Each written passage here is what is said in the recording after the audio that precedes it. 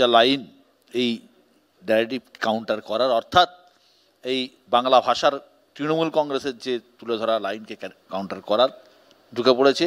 অর্থাৎ দেবজিৎ দাড়িভিটের কথা বলেছে, উর্দুর কথা বলেছে, মুসলিম তোষণের কথা বলছে এবং সর্বোপরি বাংলাদেশের কথা বলেছে।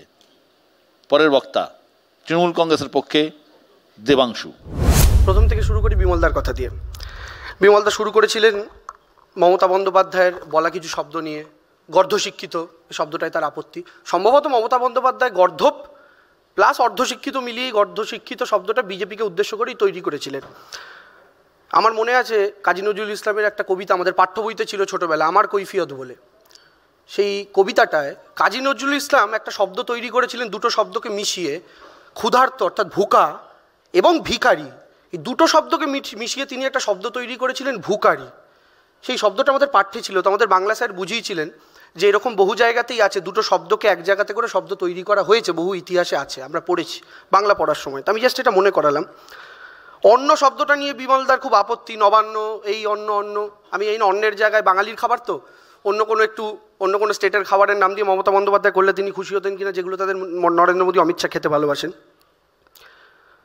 উনি চিৎকার করে বললেন এই ইস্যু থেকে বলতে বলতে, আমার লজ্জা লাগে বাংলায় চাকরি বিক্রি হয়। উনি একজন অধ্যাপক হিসাবে লজ্জা পান, খুব স্বাভাবিক ব্যাপার, চাকরি বিক্রি হলে এটা সবারই লজ্জার, কার গর্বের ব্যাপার। কিন্তু আমার কথা হচ্ছে বিমলদা শুধু বাংলার চাকরি বিক্রি নিয়ে লজ্জা পান, বিমলদা মধ্যপ্রদেশের ভ্যাপমের চাকরি বিক্রি নিয়ে লজ্জা পান না, যেখানে 50 জনের ওপর সাক্ষীকে মার্ডারও করে দেওয়া হয়েছে, সাক্ষী দেখলেই মার্ডার, ভয়ঙ্কর ঘটনা, সেটা নিয়ে লজ্জা পান না বিমলদা। 40% বেকারত্ব কমেছে মমতা বন্দ্যোপাধ্যায় বলেছেন, সেটা নিয়ে ব্যঙ্গ বিদ্রুপ করেছেন যে আজকে পরিযায়ী শ্রমিকরা বাইরে আক্রান্ত হচ্ছে, পরিযায়ীটা হলো কেন, বাংলায় 40% যদি বেকার কমে গিয়ে থাকে। আমি শুধু বিমলদাকে বলবো একটু কেন্দ্রীয় সরকারের তথ্যটা দেখে নেবেন। ভারতবর্ষের মধ্যে গোটা দেশকে যারা মাইগ্রেন্ট লেবার দেয়, সবচেয়ে বেশি লেবার দেয় মাইগ্রেন্ট লেবার, তার মধ্যে 1 নম্বরে থাকা রাজ্যটার নাম উত্তরপ্রদেশ, 2 নম্বরে থাকা রাজ্যটার নাম হচ্ছে বিহার। এই দুটোই শাসন করছে এনডিএ। তাহলে এখানে যে বলেন আপনারা রামরাজ্য করে দিয়েছেন, সবার পেটে ভাত, সবার হাতে চাকরি, তাহলে কী ব্যাপার হলো, এখান থেকে দেশের মধ্যে সবচেয়ে বেশি মাইগ্রেন্ট লেবার যায় কেন?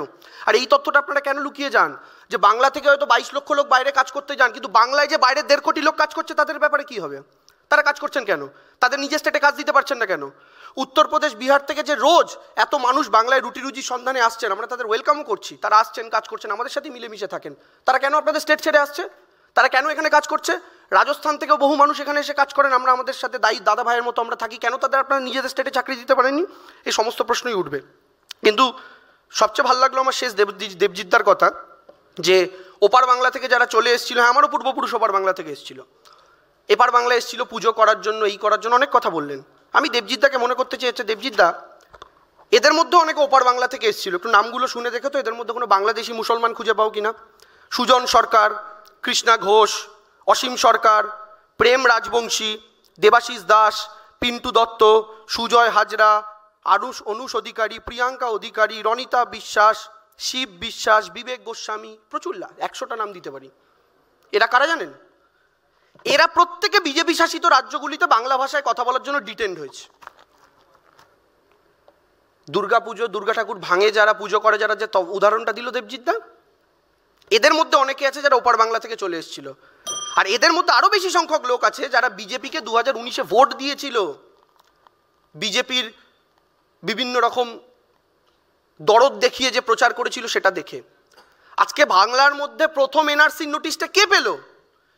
প্রথম এনআরসির নোটিশটা পেল সেই রাজবংশী ভাই, যে রাজবংশীরা সম্মিলিতভাবে বিজেপিকে ভোট দিয়ে কোচবিহার এবং আলিপুরদুয়ার, জলপাইগুড়ির একটা বড় অংশের লোকসভা আসন বিজেপিকে জিততে হেল্প করেছিল। এমনকি 2021-এও রাজবংশীদের মধ্যে একটা বড় অংশ বিজেপিকে ভোট দিয়েছিল।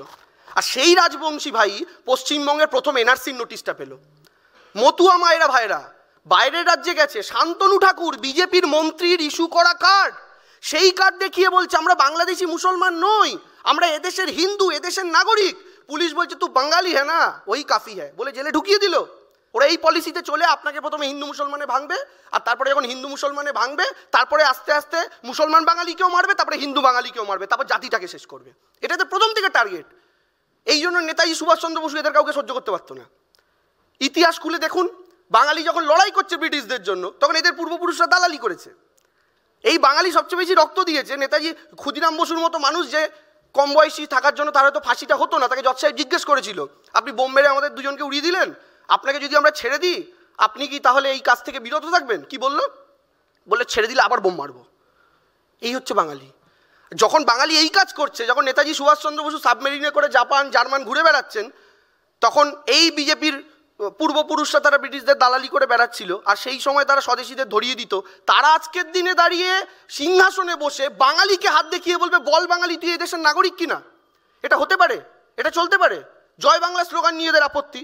এই কথাটাও প্রায় অনেকেই বলে বিজেপি নেতারা, জয় বাংলা নাকি বাংলাদেশের স্লোগান। আচ্ছা, আমি আপনাদের একটা জিনিস শোনাই, নিউজ 18 থেকেই পেলাম। বিজেপির সভাপতি জেপি নাড্ডা, শুনুন। শুনেছেন? আচ্ছা বাদ দিন, দ্রৌপদী, রাষ্ট্রপতি দ্রৌপদী মুর্মু, শুনুন। জয় হিন্দ, জয় ভারত, জয় বাংলা।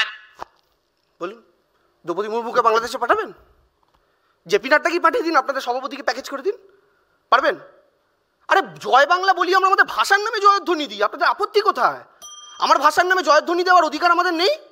আছে তো। আসলে এই বাংলার কালচারটাকে ধ্বংস করে দেওয়ার জন্য, আমাদের বাঙালির সংস্কৃতি সব কিছুকে ধ্বংস করে দেওয়ার জন্য এই রাজনৈতিক দলটা চেষ্টা করছে।